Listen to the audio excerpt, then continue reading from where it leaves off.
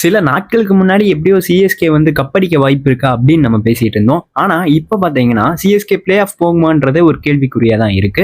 ஏன் இதை நான் சொல்றேன்னா, முந்தா நாள் நடந்த ஜிடி கூட சிஎஸ்கே மேட்ச்ல பாத்தீங்கன்னா பயங்கரமா தோத்து போயிட்டாங்க.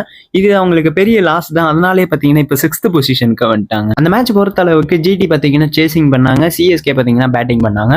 ஃபர்ஸ்ட் ஓவர்லயே நம்ம சஞ்சு சாம்சனும் அப்புறம் ருத்ராஜ் கைக்வாடும் இறங்கினாங்க. பட் ஒரு ஓவருக்கே ஒரு ரன் தான் எடுத்திருந்தாங்கன்னா பாத்துக்கோங்க எவ்வளவு ஸ்ட்ரிக்டா ஜிடி சைட்ல இருந்து பவுலிங் போட்டிருப்பாங்கன்னு. சரி, சஞ்சு சாம்சனாச்சும் அடிச்சு தருவாருன்னு பார்த்தா அவர் 15 பால்ல 11 ரன் எடுத்துட்டு அப்படியே கிளம்பிட்டாரு. அப்படியே உர்வில் பட்டேலும் பாத்தீங்கன்னா வந்தாரு, அவரும் 4 பால்ல அவுட் ஆயிட்டு சீக்கிரமாவே அவுட் ஆயிட்டு கிளம்பிட்டாரு. இது நமக்கு ஒரு பெரிய செட் பேக் தான் சொல்லணும். இன்னும் ஒரு 30 ரன்ஸ் எக்ஸ்ட்ரா எடுத்திருந்தாங்கன்னா ஒரு டஃபா கூட இருந்திருக்கலாம்னு நினைக்கிறேன். எப்பயுமே ஃபர்ஸ்ட் ஆயிட்டு கிளம்புற நம்ம ருத்ராஜ் பாத்தீங்கன்னா இந்த முறை 60 பாலுக்கு 74 ரன் எடுத்திருக்காரு. கிட்டத்தட்ட பாதி மேட்ச் அவரே விளையாண்டாருன்னு நினைக்கிறேன். பட் இருந்தாலும் 74 ரன் எடுத்திருக்காரு. கடைசி வரையும் தாங்கி பிடிச்சி பிளே பண்ணதுனால குட்ன்னு தான் சொல்லியானும். சரி, பேட்டிங்ல தான் இப்படி பண்ணிட்டாங்க, பவுலிங்ல சூப்பரா பண்ணிடுவாங்கன்னு பார்த்தா சாய் சுதர்ஷன் 46 பாலுக்கு 87 ரன் எடுத்துட்டாருங்க.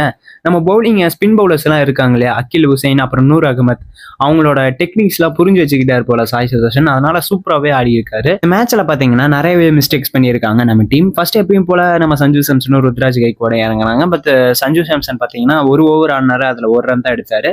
15 பால்ல 11 ரன்னுக்கு அவுட் ஆயிட்டு கிளம்பிட்டாரு. உர்வில் பட்டேலும் பாத்தீங்கன்னா 3 பாலுக்கு 4 ரன் எடுத்துட்டு சீக்கிரமாவே அவுட் ஆயிட்டாரு. டீமுக்கு ஒரு பெரிய ப்ரெஷரே கிரியேட் ஆயிடுச்சு. பவர் பிளேல இப்படி எல்லாம் விக்கெட்ஸ் விட்டா ரன் ரேட்லாம் ரொம்பவே குறைய ஆரம்பிச்சிடும். என்னதான் ருத்ராஜ் பாத்தீங்கன்னா பாதி மேட்ச் விளாண்டாலும் அவர் அந்த 74 ரன் அடிக்காம இருந்திருந்தா நம்ம 100 தாண்டி இருப்போமான்றதே ஒரு கேள்விக்குறியா தான் இருக்கு. எப்படியோ தம் கட்டி பாத்தீங்கன்னா 158 ரன்ல மேட்ச் முடிச்சிருக்காங்க. ஜிடி சைட்ல இருந்து பாத்தீங்கன்னா சாய் சுதர்ஷன் வந்தாரு. அவர் பாத்தீங்கன்னா 46 பாலுக்கு 87 ரன் எடுத்துட்டு 7 6 அடிச்சிருக்காருன்னா பாத்துக்கோங்க. அந்த அளவுக்கு நம்ம பவுலர்ஸ் எல்லாம் ஒரு கண்ட்ரோலே இல்லாம போட்டுருக்காங்க.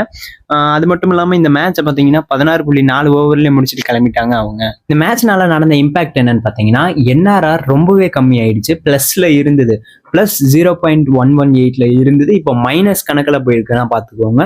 அதனால பார்த்தீங்கன்னா இவங்க வரக்கூடிய மேட்ச் எல்லாம் பார்த்தீங்கன்னா வின்னானா மட்டும் பார்த்தாது, நிறைய ஒரு நல்ல ரன் எடுக்கணும். நல்ல ரன் எடுத்தால் தான் இவங்களுக்கு என்ஆர்ஆர் இன்க்ரீஸ் ஆகும்.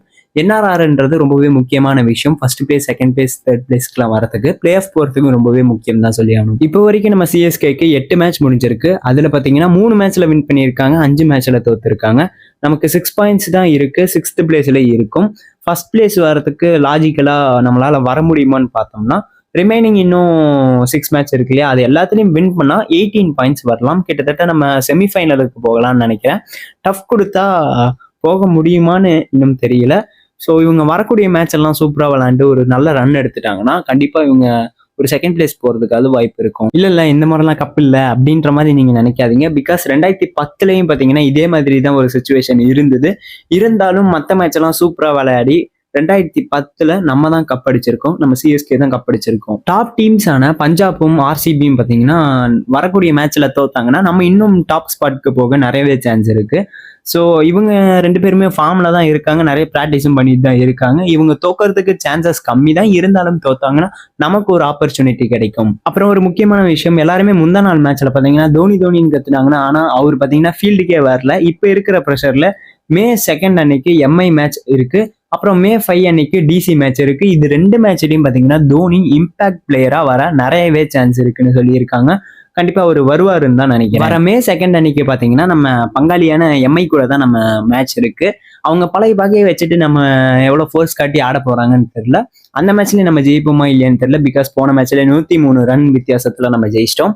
அந்த கோவத்துல நம்மள கீரை இன்னும் கீழே தள்ளி விட்டுறாம இருந்தா சரி. ஸோ லாஸ்டா என்ன சொல்ல வரோம்னா, இனிமேல் வரக்கூடிய மேட்ச்ல சிஎஸ்கே பெர்ஃபெக்டா விளாண்டாங்கன்னா பெர்ஃபெக்டா இவங்களுக்கு ஒரு சான்ஸ் கிடைக்கும். அதுல போயிட்டாங்கன்னா கப் அடிக்க நிறையவே சான்ஸ் இருக்கு. ஸோ இவங்க கப் அடிப்பாங்களா மாட்டாங்களா இந்த இயர், இல்லை எத்தனாவது பிளேஸ்க்கு வருவாங்க, பிளே ஆஃப் போவாங்களா இல்லையான்னு நீங்க கமெண்ட்ஸ்ல சொல்லுங்க. ஓகே, உங்களுக்கு இந்த வீடியோ பிடிச்சிருந்தா மறக்காம சப்ஸ்கிரைப் பண்ணிக்கோங்க. இது மாதிரி மேலும் மேலும் கண்டென்ட்ஸ் பார்க்க தொடர்ந்து நம்மளை கண்டினியூ பண்ணிட்டே இருங்க. அப்பதான் நான் நிறைய கண்டென்ட்ஸ் போட முடியும். சரி, ஓகே, பாய்.